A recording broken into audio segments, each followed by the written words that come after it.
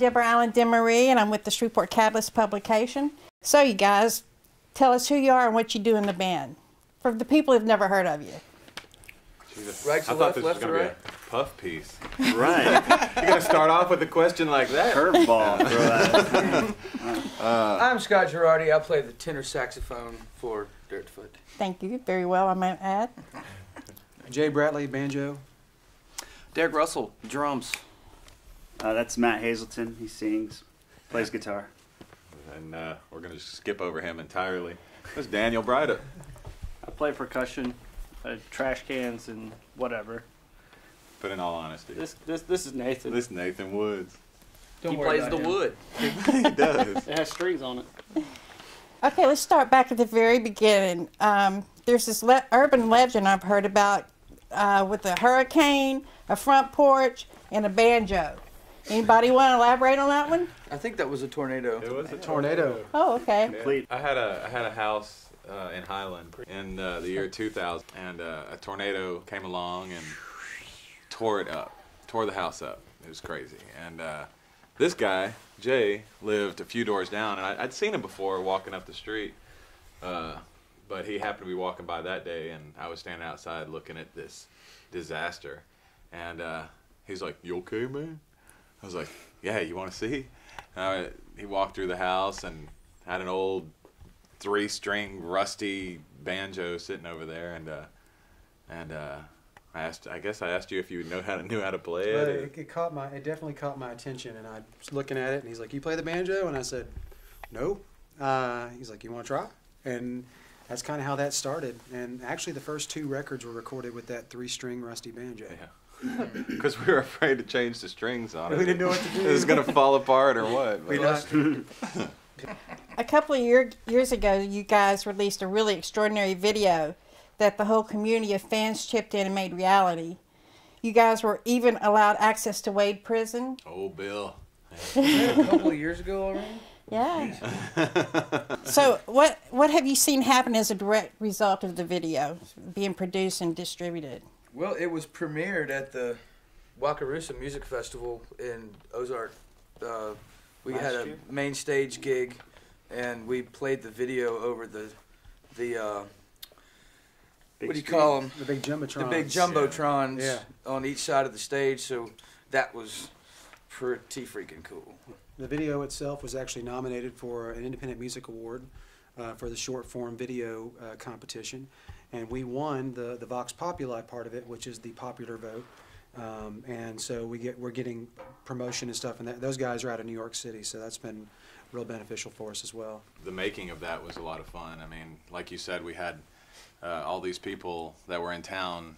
I guess their movies had just ended. Everybody was working on stuff, and their movies had just ended. So all of these people just that wanted to help. They wanted to jump in and do something. We had a stunt coordinator. We had, what do we have? We had lighting guys. We had sound guys. We had an actual DP. Stunt choreographer guy. Oh yeah, Tim.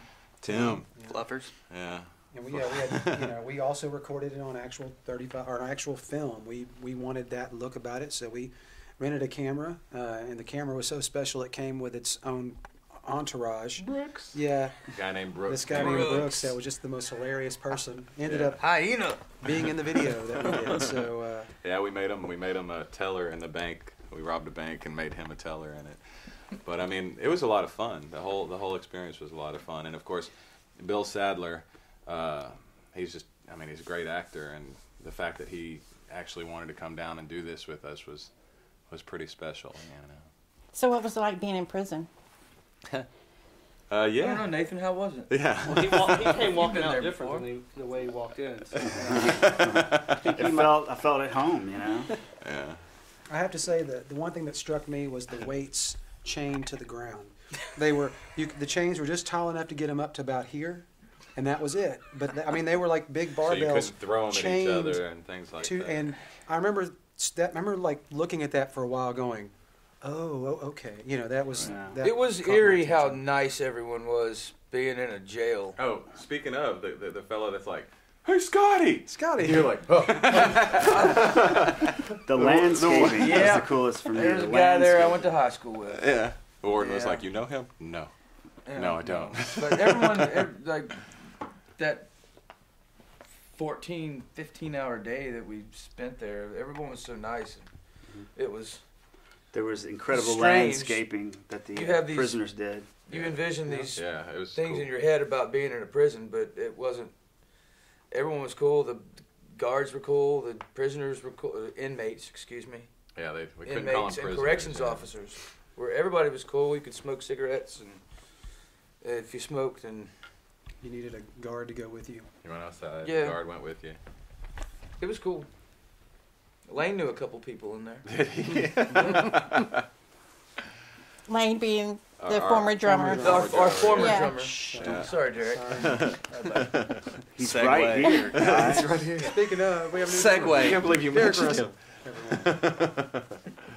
He's the new guy. Yeah.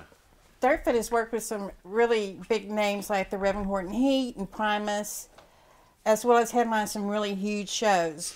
What would your band's dream lineup be? And you can each take that question or however, but what bands do you think would fit really well with Dirtfoot? That you would just That's funny because you said, you know who I'd really like to do, and it was Primus, and now you were able to do that. So somewhere from here, huh? No. On the road with them again. That would be So cool. downhill from here. I'd say we do another tour with the Rev. I'd like to That do another was- tour at the Red. Well, That was I'm gonna amazing. take Daniels and say Gogo Bordello. I would love. oh yeah, That was. See, oh yeah, yeah, I and mean, it there's would a- fit well a run too. with Gogol. I There's mean, there's a lot of really great musicians out there, you know, I and think Galactic would be Gal- awesome. a tour with Galactic would be nice, and God, I don't know, just getting out there and doing stuff like that's a lot of fun. It's a lot And of you've fun. gone to work with the Reverend Horton Heat, just fill in for him sometimes. He's giving you a call. Hey, Scotty. I'm officially an unofficial member of their band. That's what Jimbo told me. Officially an unofficial member. I'm an official, unofficial They member. happen to be in your neck of the woods. Yeah, Yeah. I can Yeah. I can Jump call on them up stage and if they're close, Arkansas or Louisiana or anywhere, Right. I can call Rev or Jimbo and say, hey, I'm in town, and bring your horn up. They're good people. It's They're- awesome. Yeah, it's, they're really It's good a really people. good feeling when I can. It's a humbling feeling too, but like it's really awesome though. Yeah. Well, we got to see this man stump the Rev. They were doing this little. He went up and they were doing these solos, and the Rev would do a lick, and Scotty would match it on the horn, and then they were trading off, and Scotty did his old and the Rev just stopped and smiled, and actually it actually threw him for a second. Then he got back into it, but it was so good to see. Yeah, it was awesome. But I mean, traveling with those guys was a lot of fun, and also, I mean, I think part of the thing that I enjoy most is actually getting to meet these people, like the Rev and all these guys, and realize that they're Me and all Daniel did the Everyone and, Orchestra and thing. That was- all the guys from Primus. You know, Right. everybody's just really Yeah. down to earth, regular people, and I mean, you don't realize that until you're actually hanging out with these guys. You know. All right, tell me about the Dirtfoot culture of the band. What is the glue that's kept you guys together for so many years? Probably, let's see. Is this Inner conflict? It's a revolving door. Is this an interview or Like, can we yeah, just speak our minds? Just go for it. I want to Putting hear up with each other's shit. Jay's Yeah. facial You got to. Black You man. got to. You Black got to. man. You got to. Blackmail. I'm voting for black man. You have to be able to tolerate, you know, and accept each other. You know, you gotta. We're like a big damn married couple. Yeah. Keep your friends close, your enemies closer. But also, I think the We're love like of it. Mormon. You know, I mean, Yeah. we're doing stuff that I think that we all really love to do, and ultimately, I think that's what holds us Yeah, together. it's the music, you know. No matter how crazy we get, once we play a show, it's like, oh yeah, That's it's why just, we're doing you it. know, Yeah. this is what it's all about, you know. So What drew me into the situation was the fan base. The entire first show you go to or you're Yeah. a part of is completely different from anything you've ever been a part of before. The fans are wonderful.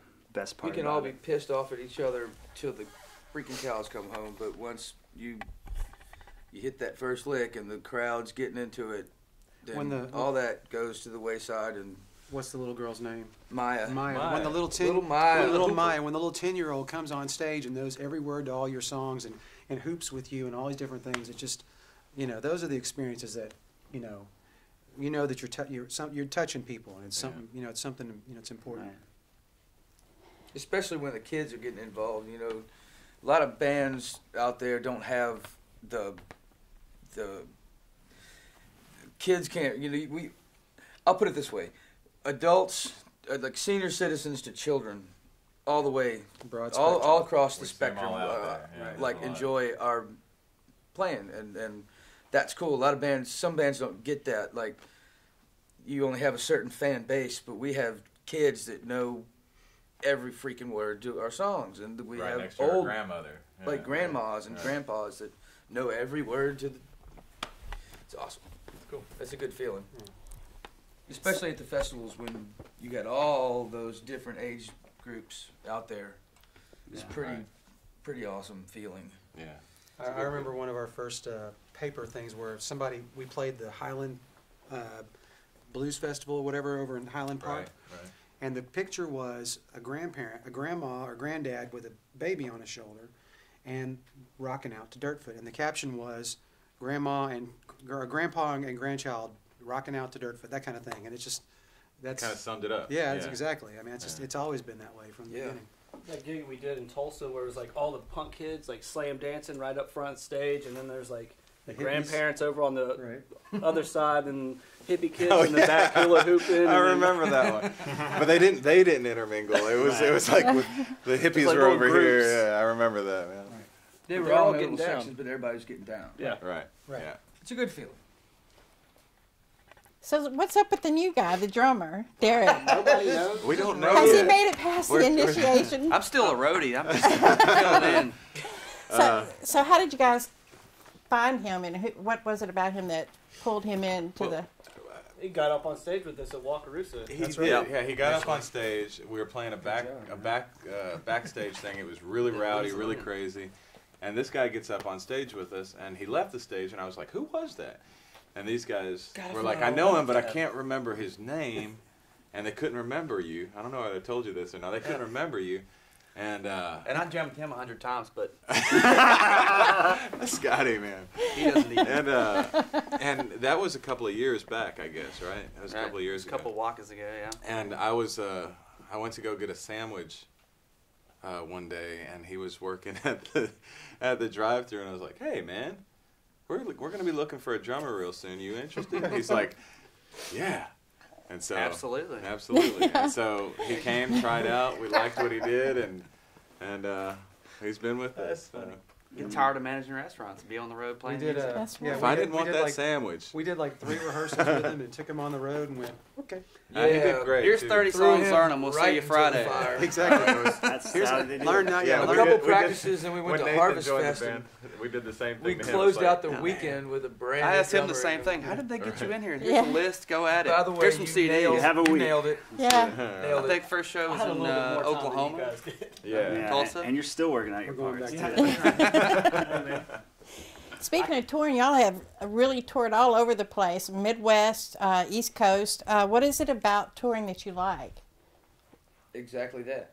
Well, there's a kid that said it best to me a while back. He said, to be a touring musician, you have to like to tour first. And I never really thought about it that way, but until then, you are on the road. You have to like traveling. You've got to like that part of it, because you're in a van 8 hours and then you play for 45 minutes. Yeah. So it's I mean, it's a lot of work. It's work. Yeah. driving across Yeah. the country and seeing all the sights, and then going to the places that you want to go, and you actually get to go there, or places you had no clue you want to go to until you get there. I mean, that's what's makes Those it long fun. van hours. There's And I like driving, so I just drive. I've mastered the art of falling asleep in the van. That's a Like, I superpower, haven't mastered dude. it. That's Yes. a superpower. You Five can have a superpower. time 5 travel. minutes, 5 You can minutes. time I'm travel. out. Time travel is like, but I mean, it's rough sometimes. Being on the road is rough sometimes, and you miss your families. You miss your, Miss my you dog all the miss time. his My dog. dog. And but I mean, you get up there, and once again, it's the just music. like being mad at each other or whatever. As soon as you get on stage, it didn't really matter that you traveled 12 hours for a 45-minute set or an hour set or Well, whatever. Sometimes the long hauls. Actually, sometimes the long hauls make it even better because you're. Completely. Man, we like, drove gone. 10 hours. We're gonna play. Yeah, Right. Yeah. right. This. Damn. You're Oh, antsy. Yeah. And you don't see. He's mentioned sights, but you don't see any sights.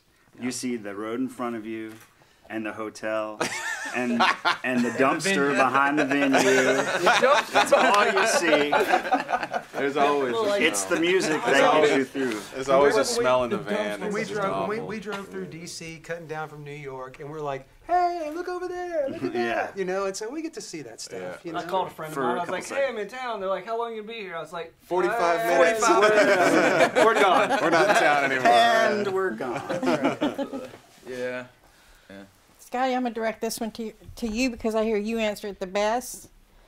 So you guys have your very own sound. It's very difficult to place you in one specific genre. If there was someone who had never heard you before, how would you describe your music to them? Front porch whiskey stomping gypsy country punk grumble boogie. Grumble boogie. Woohoo! Well, that kind of wraps it up for my questions. Once again, on behalf of the Shreveport Catalyst, I'm Deborah Allen DeMarie, and I would like to thank Dirtfoot and Brady Blade and Chris Bella Blade Studios. That's a Thank wrap. Thank all of y'all. Thank you. And Bye. thank you. I want to say thank you to the Catalyst because yeah. it is really freaking awesome that we have an underground, cool, awesome freaking paper Awesome. Very in cool. town now. Yeah. So, Agreed. yeah. I feel like we Can we should be just in a say cheering pose. thank you, Shreveport Yes, Catalyst? that's good. Or All like, right. woo! Shreveport Catalyst. No. What about this? Say that first. I'll do the woo. Thank you. I think that was pretty good right there. 5, 4, 3, 2, 1. Thank What you. about No, I mean, Read the everything we Shreveport just Catalyst? did. Thank you, Shreveport Catalyst. Catalyst. Woo! Everybody check them out. Awesome.